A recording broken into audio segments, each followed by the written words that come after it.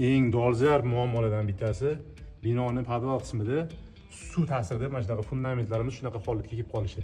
Bunaqa holatda ikkita masalani hal qilib olishimiz kerak. Nima sababdan shunaqa holatga keldi? Endi nima qilamiz? Nima sababdan bu holatga keldi degani sabablari juda ko'p. Suv fundamentga ikki xil tomondan ta'sir qiladi. Ya'ni tepadan yomg'ir, qor yoqqanda fundamentning tashqi tomonidagi atmosferasi yaxshi emasligi, ikkinchisi yer tagidan chiqadigan suvlarni juda balandligi.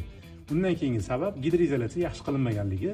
Gidroizolyatsiyadan tashqari suv o'sha tepadan yomg'ir, qor bo'lib fundamentga shu shimilganda muzlash ta'sirida ham xuddi shunaqa holat kelib chiqishi mumkin. Shuning uchun tog'li hududlarda, muzlash mumkin bo'lgan hududlarda gidroizolyatsiyadan tashqari tomondan penoplast yopishtiriladi. Undan tashqari profilirованный membrana degan mahsulot bor. O'shani yopishtirib, shikast yetmaslik uchun shunaqa ishlarni qilsa bo'ladi. Endi lekin shu holatga kelib qolgan bo'lsa nima qilamiz degan savollarga javob berish uchun hozirgi holatda shuni hammasini ko'chirib olib tashlaymiz. Quruq bo'lishi uchun tashqari tomondan ham ochib turib, to'liq o'sha suvi hammasi oldi olinadi.